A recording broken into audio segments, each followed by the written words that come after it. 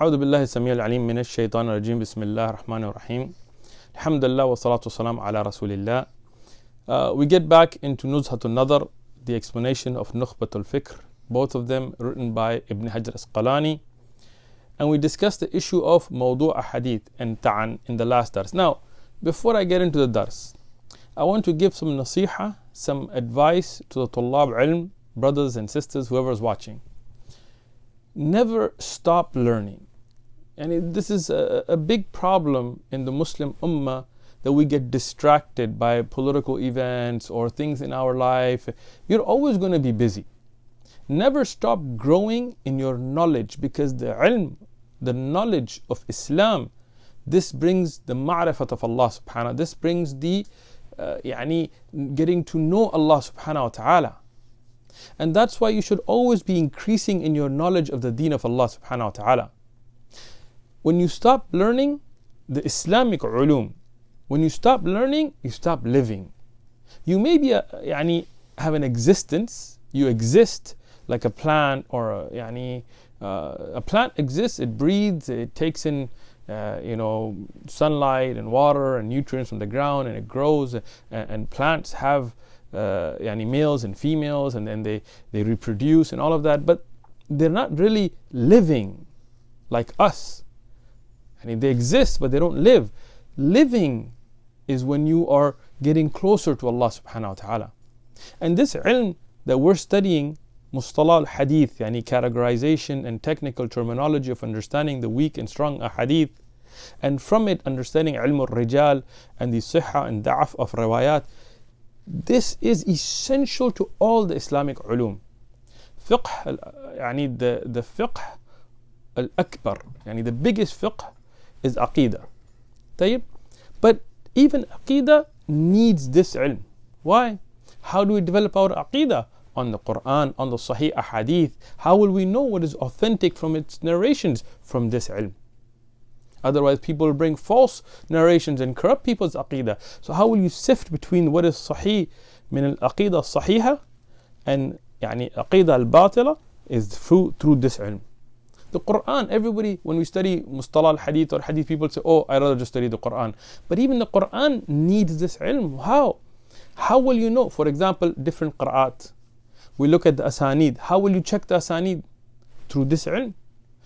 Ayat in the Quran, what do they mean? How will you implement the ayah? You look at the ahadith and make tafsir of those ayat, the aqwal of sahaba. How will you know what is sahih from da'if? You go back to this ilm. Fiqh of salawat, fiqh of ibadat. That is also dependent on this ilm. How will you know this is the sunnah? How will you know this is bid'ah? When you look at the narrations and you judge, this is the beauty of Islam. This ilm preserved the pureness of this religion by the will of Allah subhanahu wa ta'ala. So when you're studying this ilm, you have to be steadfast, and you have to grow in it, and you have to be dedicated. And what Tullab ilm should be taking notes and going back over the videos and watching them again and going over their notes, and not just trying to find ways to argue and debate and find faults, but really trying to learn these, memorize these istalahat, these terminologies, so that when you go and study other ulum, this will help you progress. Tayyib. Having said that, in the last dars we discussed mawdu' hadith, those that are fabricated upon the Prophet ﷺ. There are narrators there that are known to have admitted, some of them, to lying. They said, we fabricated these, right? Or they are narrators that the ulama caught lying even when they were trying to hide it. Right? We gave the example of the one that in front of Mahdi, the Khalifa, he made up the addition to the hadith and so on and so on. I already gave those examples, but these are not just da'if ahadith. These are not ahadith where there is just some weakness in it. These were fabricated. We, the ulama, we know from the works of the ulama that they weren't even people that just lied in regular life. And that's one of the categories we're just today about being a matruh ahadith. So what is the difference? Somebody, maybe he lies in his daily life. Maybe he lies when he sells and buys. Maybe he lies when he deals with his inheritance or whatever else he may have from his own shortcomings. That would not be a mawdu' hadith. If that happened, that would be a matruh hadith. because he lied, but not in hadith. But when somebody lies in his reports upon Rasulullah sallallahu alaihi wasallam, that is when you consider hadith to be mawdu'. And it's a fabrication. We know for sure it's a fabrication. So those ahadith you cannot use even for fadail. Now, Ibn Hajar al-Asqalani here, he said, يعني باعتفاق, يعني with the consensus of the ulama, that the kadhab, يعني those mawdu' ahadith that somebody lies upon the Prophet ﷺ, this is a major sin.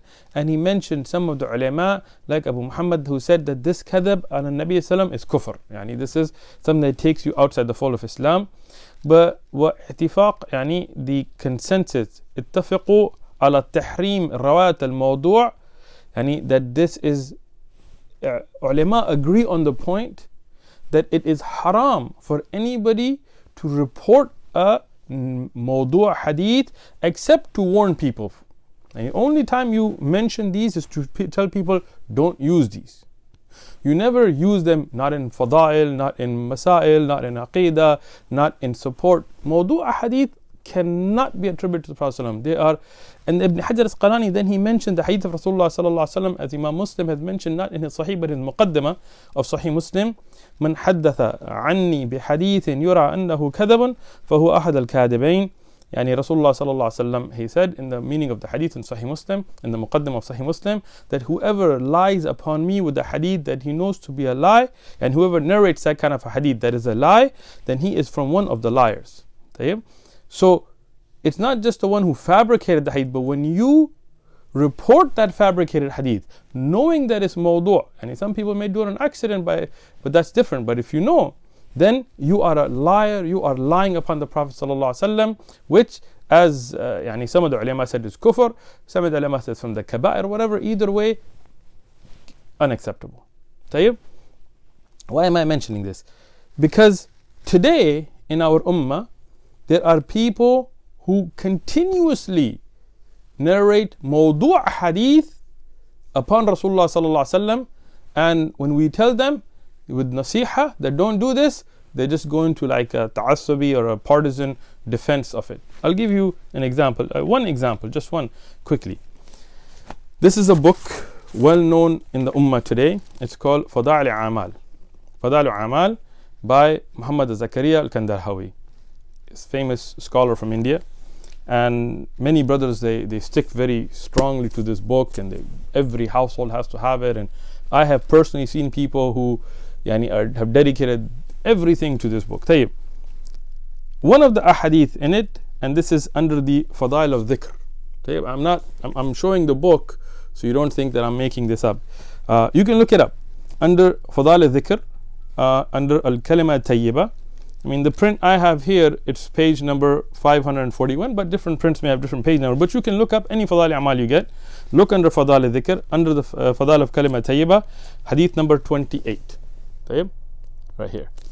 Here he mentions, and I'm not going to mention the whole hadith, but this is hadith about Adam alayhi salam when he made his mistake, and then he wanted to turn to Allah subhanahu wa ta'ala. He said, "Oh Allah, I beg you forgiveness in the name of Muhammad sallallahu alaihi wasallam." So they said, "Who is Muhammad?" He said, he replied that when you created me, I saw the words La ilaha illallah Muhammad Rasulullah written on your arsh. Tayyib. This is kind of funny. Yeah. In the book itself, and I'm going to show this in the book itself, in the Arabic, it says, وقال القاري, يعني قاري ملا علي القاري, في موضوعات الكبير حديث موضوع. They have it in here themselves. They don't read it, but if you read the full in the Arabic, it says in the Qari, and Qari Mulla Ali Qari, he said in his book called Mawdu'at al-Kabir that this is mawdu'. And they still have it. This hadith is mawdu', it's a fabrication. And they know it because they've written it there themselves. But they still promote it. Ya Allah, have taqwa for Allah subhanahu wa ta'ala from these things.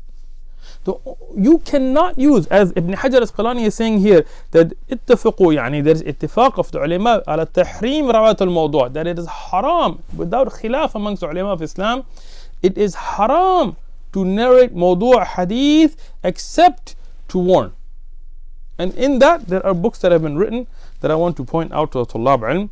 There is a small, very beautiful book called Manar al-Munif في صحيح والضعيف of Ibn al-Qayyim. يعني amazing book. Ibn al-Qayyim al-Jawziyah, he's an amazing author. It's a very small book, but many of the commonly quoted mawdu' and da'if hadith are in here. So even though it's small in size, it's very beneficial. So this is a good book to get as a reference book to warn against. And then there is the famous Kitab al-Mawdu'at. This is I have it in 2 volumes. This is Ibn Jawzi. That was Ibn Qayyim al-Jawziyah. This is Ibn Jawzi, Abdurrahman Ali ibn Jawzi, the great famous scholar. And the reason Ibn al-Qayyim al-Jawziyah is called al-Jawziyah is because there was a madrasa set up by Ibn Jawzi and was named after him, Madrasa al-Jawziyah. And his father was the Qayyim, was the caretaker and kind of the head of the madrasa there. So he was Ibn Qayyim al-Jawziyah, the son of the caretaker of al-Jawziyah. Anyway, so this is an amazing book as well. Many a mawdu' hadith here to be warned against. And there is Mawdu'at al-Kabir of Mullah Liqari and other Asyuti and others have written works on this as well. Tayyib, in the matan, then we go back to the matan now. فقال مؤلف, the muallif says الثاني, يعني the next. Say, what do you mean ثاني? We talked about 10 ta'an on a rawi. طيب الكذب للكذب الراوي أو تحمته يعني تحمة الكذب أو فحش غلطه يعني أو غفلته أو فسقه أو وهمه أو مخالفته أو جهالته أو بدعته أو سوء حفظه. These were the 10 that we covered earlier. So the first one was kadhab, that this is he lies on Rasulullah sallallahu alaihi wasallam. So he says that type of hadith is al-awwal wa mawdu', and that is considered mawdu'. Haram to mention it. This is a fabrication who's been caught to be a fabrication upon the Prophet sallallahu alaihi wasallam. So he's saying the second, it is called munkar. Matruk, I'm sorry. So second is matruk. What does that mean, second? So we said kadab. So now we're getting to the second, which is tuhmatul kadab, which is when somebody is accused of being a liar. What does that mean? Tayyib. Ibn Hajar al-Asqalani explains it very briefly in Nuzhat Nadhr. من أقسام مردود, from the types of mardud, وهو ما يكون بسبب تهمته الراوي بكذب وهو متروك. That's all he says in Nuzhat Nadhr. He says, and from the types of rejected ahadith, there is the one that the reason that it's rejected is the narrator is accused of lying. طيب. تهمة الكذب, what does it mean? The meaning here, as Ibn Salah and others have explained, is when you have a narrator that has been accused of lying. Ibn Salah, he explains this as just being mawdu'. He doesn't give the category of matruk. But he's very early. Other a'imma and ulama that came after him, they expanded, they said we have to separate between somebody that we know for sure lied in hadith and somebody who's accused of being a liar himself, but we don't know of him to lie in hadith. Both are very serious, but one is more serious than the other. If you know, like some of the narrations we gave last time, they said we lied. We made these ahadith up to bring people close to Quran, or I made this up for this reason or that reason. So those people, we know they lied upon the Prophet ﷺ. So that is extremely serious. We reject those all out altogether. Then you get to a category that a person, maybe he lied in his regular life, but he didn't lie upon the Prophet ﷺ, or maybe he was accused of lying, but it was not affirmed, it was not confirmed. So this is still serious. We don't want to narrate a hadith on Rasulullah ﷺ from liars, but these liars may not have lied in the hadith. So it's a little bit less serious, even though neither one of them is acceptable for use. People are like, oh, we can use da'if hadith for fadal. What da'if are we talking about? This type, you cannot. Not for fadail, not for masail, not for supporting. This is called matruk. Matruk is extreme weakness, where you have somebody who is accused of being a liar or confirmed to lie in his regular daily life, but not necessarily in hadith. But if he lies in his regular life, how can we accept him in hadith? So this is matruk, which is also a very serious weakness. Then he goes to a thalith, the third. And as Ibn Hajar Asqalani says himself, that these are going to from the most serious to the less serious. And this is called Munkar.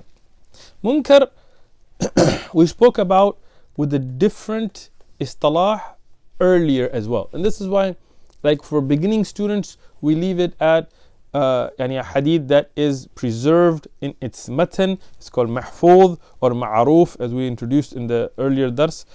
And then that which contradicts it from a weak narration is called munkar, and that which contradicts it but the narration itself is strong but not as strong as this, then that's called shadh.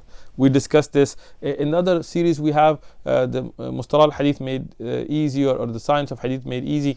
We leave it at that. But here now we're going to go a little bit deeper, because you are inshallah tullab ilm who want to go deeper. Tayyib.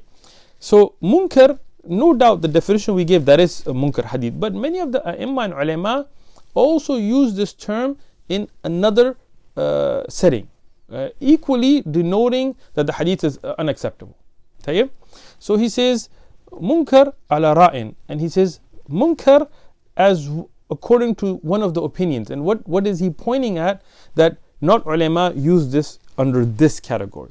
We already mentioned, like mu'allaq, we give two different types of hadith that can both be called mu'allaq, but then we can research the sanad and see which type of definition being used. Here munkar also has that. So munkar, upon one opinion, is the third type. What was the third? The third, if you remember from the list of the 10, was fahsh al-ghalatihi, yani somebody who makes a lot of mistakes, yani an extreme amount of mistakes. I don't know, fahsh, yani somebody makes mistakes is one thing, but somebody that continuously just messes things up. Some people have this issue where yani I used to know one brother, I'm not mentioning his name or anything like that, it's not backbiting or anything like this, but he's a very good brother, mashallah. But every concept he would just flip it on his head, and every concept he would just get it wrong, right? And then he would just think he's right in everything, right? He was somebody of a different ethnicity, and he would come to us and he'd be like, oh, you are of this ethnicity. Like, yeah, you guys came from this place. Like, no, I don't think so. Nobody's ever said that. He goes, yeah, you were. And he would be totally wrong. You could bring him books and everything, and he'd be like, oh. But he would do that every single time. When you would give like a issue about a madhab, be like, oh, you are Maliki. Yes, that's some madhab from Kufa. No, that from Medina. Kufa was Hanafi. He's like, no, I'm pretty sure they wasn't. And then you're like, here's a book. And he's like, oh, okay. So this is somebody who constantly and repeatedly makes mistakes. Somebody who does that in regular life, that's one issue.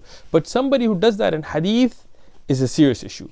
Yani, this is a person who constantly contradicts those that are stronger than him in hadith. Now, Ibn Hajar Asqalani, he says in the Sharh here that this is one of the opinions, but there is also those who did not make this a shart. Man la yashtarit fi munkar, that there has to be mukhalafatihi.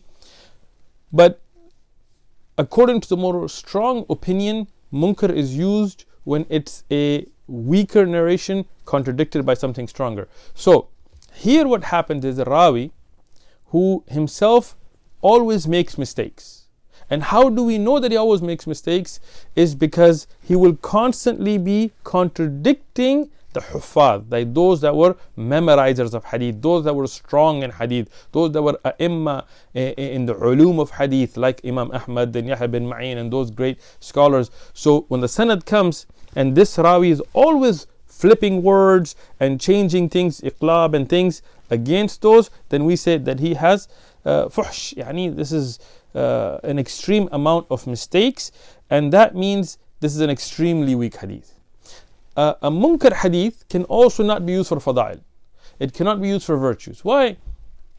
Because that's very serious. If the virtues of one surah and this person's putting it to another surah, then you are lying.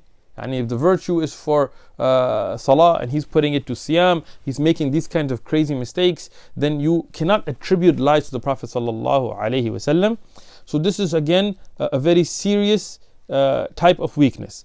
Ibn Hajar al-Asqalani, he continues, وَكَذَا الرَّابِعُ وَالْخَامِسِ. It goes the same with the fourth and fifth. They can be called munkar. Tayyib, what is the fourth and fifth? So we go back to our original list of 10. فحش الغلطه, it was the third. Then غفلته, somebody who was constantly غافل. What does غافل mean? غافل means that they were constantly heedless in the way of narrating. In the matan that we studied earlier, Ibn Hajar al-Asqalani, he explained this عن إتقان, he has غفلة on being sure about what he's narrating. Somebody who every time he would be heedless in making sure that he has precision in what he's reporting. So this would also be called munkar, and this is the fourth of the earlier ta'an that we mentioned. أو فسقه, يعني من أي الفعل أو قول مما لا يبلغه الكفر. Somebody who was a fasiq, who said something or did something that was sinful but didn't make him a kafir. So here you have somebody who's an open fasiq. Now somebody may have some fisq in them hidden, maybe they do some sin. May Allah protect us, all of us have sins. That's different. But when somebody is a fasiq and it's known, like somebody, for example, today those that shave their beard, this is an open fisq. To shave is fisq, it's a sin. And when you do it openly and continuously and every day, this is an open fasiq. That's why if you look at some of the kutub al-Tariq, Umar Abdul Aziz and others, they would not accept the testimony in legal cases of those who would shave their beard. Or somebody who drinks alcohol, and this is fisq, this is a sin, and he does it openly. It doesn't make them kafir. We're not making takfir here, but it takes him to a level that it's a very big sin. Now, he may not be a liar, but he drinks alcohol and it's open, meaning he's known. So can we accept hadith from him? No. So this is also a type of munkar. There is inkar. These ahadith are not going to be used in anything, not in fada'il and not in masail and not as supporting evidence and so on and so on. Tayyib. So that is, as he mentioned, the thalith, the rabi and khamis. Tayyib. Then he says, ثُمَّ الْوَهْمِ, then there is wahm, meaning that there are those who get into mistakes. And wahm is when somebody imagine something or put something that is not there. And this is the type of hadith that we call mu'allal. And he will say that this at the end of the line here, but I want to explain it to it. Tayyib, what does it mean, the doubt? And this is the sixth type that we're mentioning here, is when it's clarified by the name because of the long explanation of it. When you look at something where you look at the different chains and you look at the different ways and you find out that this person, he added something with wahm, like he made this mistake because of his doubt or the lack of precision, and this is called mu'allal. This is called ilal. Mu'allal is the next category here, and that is al-khamis here. No, sadis, and is the sixth category. And what does that mean? That somebody who maybe wasn't constantly making mistakes, but in this narration he had wahm. He had some doubts and some mistakes where he added to the narration. Tayyib, in his sharh of it, in his explanation of it, he says, هو القسم السادس, this is the sixth type, and then he explains some details about it, meaning that there are factors that could affect the narrator's reporting, which would be that regularly he may be a strong narrator, but he had doubts, and it is known through the fact that his doubts are put forward due to certain qara'in or certain indicating factors. What could those be? Those could be as him making mursal or munkati', in inserting narrators or taking them out on accident. If he was doing it on purpose, that's a different issue. Or it's investigated through the different chains, and we find that every chain, even he himself would narrate one way, and then sometimes he would narrate a different way. So we say here he has waham. There is ilal, there is in the wording. And this is important because now we're getting into something that gets caught not by the sanad, by the matan, but then it affects the sanad. What does that mean? Let's say there's a hadith in al-Bukhari and in Muslim and Abu Dawud and Tirmidhi and Ibn Majah and Bazzar and all these books, and it all reports it one way. And one narrator, he flips a word. He flips a word or he adds a word. This is Idraj or Iqlab. In Matan we'll discuss that. But what does that tell us about that narrator? That he would make mistakes. Now, if he didn't do it constantly, fuhsh, yani al-ghalatihi, if he didn't have all the time, regularly he may have been a thiqa, a good person, no problem with being adal, and not somebody who was an alcoholic or somebody who did any kind of open sins, and regularly his narrations were in accordance to all of the other huffaz from hadith. But sometimes he would have waham, and he would have some kind of a confusion, and he would add. And the qara'in here, the indicators here, the investigation and the sabab for that, we would find in his opposing the huffaz. Then we say there is ilal in this hadith. In the wording, there is an addition. Now the sanad may regularly be sahih. As we said, he may be a thiqa narrator. But the matan has ilal. But we are studying it here in the sanad because that ilal then points back to this narrator that he would have waham sometimes. So he is a weak narrator. Even though regularly he may be thiqa, but we do know that now he has had narrations that were weak. So now what do we do with this narrator? We don't just completely discard him like a kadib or something. No. But we say that he has waham. He would narrate a hadith that were mu'allal, they had ilal in them. So we look at supporting and other narrations to authenticate or deny this. This type of hadith can be bumped up due to supporting evidences. Let's say you have somebody who had waham, but the same hadith is reported by other asanid, other chains, by thiqa, huffaz, strong narrators. Then we say, in this, we don't think he had waham, so we'll accept this narration because of those other narrations. But if we find his narration, same rawi, but we find other narrations opposing who are from stronger chains, then we say in this he had waham. And the ulama of hadith would then research, and they would find where the waham happened and when it happened. And this is a very simple introduction just to the terminology. The ulum of this are amazing. It is something exciting, something amazing, a miracle from the ulama of Islam, how they were able to do this by the will of Allah subhanahu wa ta'ala, that they would even find when in his life he had that waham. They would research it that well.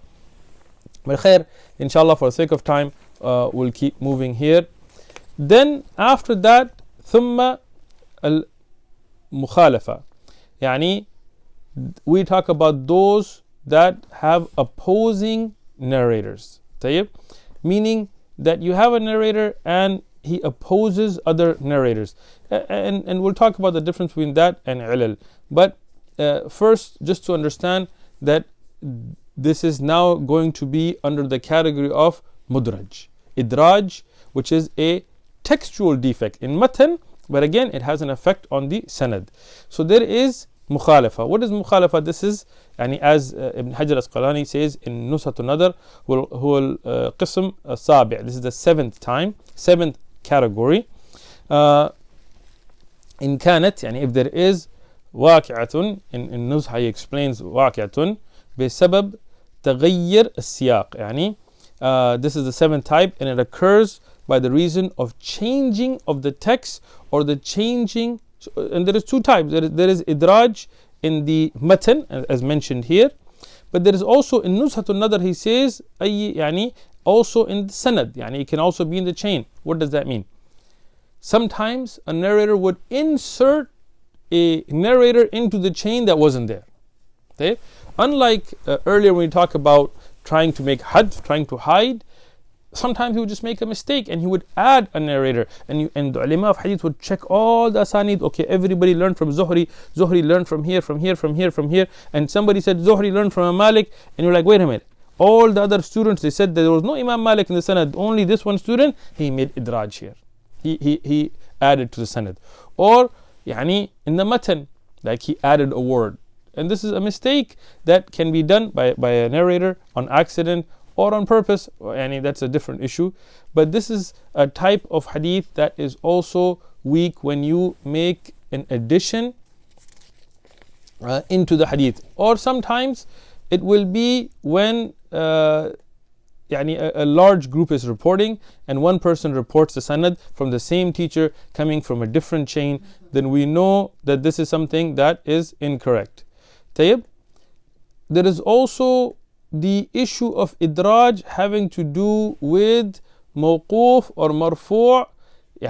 Somebody could take a chain and add to it something that was not there from where the chain reaches, meaning it's supposed to be mawquf and they make it marfu', or it's supposed to be marfu' and they make it mawquf, and this is also their addition. Or there is idraj in the matan, or he adds into the chain, and we talked about this as well. So Ibn Hajar Asqalani also he catches up with this, saying that idraj could be all of these types, or there could be taqdeem or ta'khir. He says, or somebody could take a word and put it forward or put it later, or this is called iqlab. Fal maqlub, he says, Ibn Hajar Asqalani says in Nukhbat al-Fikr that this is maqlub, this is switched. What does that mean? And this is a textual defect. What does that mean? That sometimes a narrator, he will be narrating the hadith and he will flip a word. I'll give you an example of a maqlub hadith that Ibn al-Qayyim mentions in Zad al-Ma'ad, which is the hadith about going into sujood. So the hadith, sanadan, it's strong, about going into sujood, hands first or knees first. So here, one of the narrators, if you look at the chains, in some of the chains, it mentioned that Rasulullah sallallahu alaihi wasallam said that do not go into sujood like the camel, right? Don't do it like the camel. Rather, put your knees before your hands. Okay? In some of the other chains, going to some of the same narrators, it says that do not make sujood like the camel. Rather, put your hands before your knees. Okay? So now somebody switched. Now the asanid that mentioned that put your hands first are stronger as far as the reporters themselves. طيب. Now there are other ahadith that support the other view as well, but let's just look at this, right? Here Ibn al-Qayyim says there is iqlab. Even though the narrator himself, we have no shak to their moral character and things, but he made a mistake. Why? Ibn al-Qayyim says that a camel has no hands or legs, and it only has 4 legs, right? The camel doesn't really have arms. So in language, in lugha, tashbih, the resemblance is given to the front legs as the arms and the back legs as legs. طيب? So for example, if you go to a dog and you're like, shake hands, like in America, they go on dogs, they say shake hands. They don't expect the dog to give their back paw. Why? Because the front paw is like the hands of a dog, because the dog doesn't really have arms. Tayyib. So same thing with a camel. When you look at a camel, if any of you have seen how a camel sits, if you haven't, go YouTube it and watch it. The camel goes down to sit with his front legs first. So because the front legs are given tashbih with arms, right? Shaykh Ibn Uthaymeen in Sharh al-Mumti' also explains this. He says that if you don't take this, then you say the Rasul was giving tashbih that is batila, a resemblance that linguistically wouldn't make sense, right? Meaning, if I go to a bear, for example, and I go to a bear and I'm like, here's the hand of the bear, and I grab the foot from the back leg, you would be like, what? That can be given tashbih to feet for a human, but the hand would be the front paws, right? So this is why when Rasul said that don't go down like the camel, then this means this is a nahi, this is forbidding putting the hands first, because that's how a camel goes down. Front legs first. So, when the Rawi said that put the hands first, there is iqlab here. He made idraj. He added by flipping a word, and that's a maqlub hadith. Now this is from the matan. We got this from the text, but then we catch that Rawi in the sanad and say, this person sometimes would make iqlab, so go check his other ahadith and see what supports it and what doesn't. طيب أو بزيادة الراوي, or an addition يعني والمزيد في متصل الأسانيد. So it can be also done with an addition from the narrator. طيب I don't want to go too in detail with this, but I'm going to try to just explain it here so we can keep making progress in a timely manner, inshallah. So we talked about the issue of ziyada. From the opposition could be the addition of a narrator in the duration of the sanad. Yani that somebody doesn't make iqlab, but they add somebody to the narrator. If you hide, then that would go under tadlis, or could go under kadhab as well, if you do it in a malicious manner, knowingly, by lying. If you did it with an ambiguous manner, not by lying, that would be under tadlis. But this is about addition, where the narrator does not include the addition, that they can also be done in a way where he did not put in what is the more authentic of the reporters, and he mistakenly puts a weak reporter. So then you know he's not doing it on purpose, but there is a mistake, there is a weakness found there. طيب, inshallah we'll stop here, because then we have to get into muttarib and those things that are will take some time as well. So we'll stop here, inshallah ta'ala. But we hope the Tullab Ilm will continue to listen and revise and take notes and really try to comprehend and memorize and implement these concepts. Wa jazakumullahu khairan.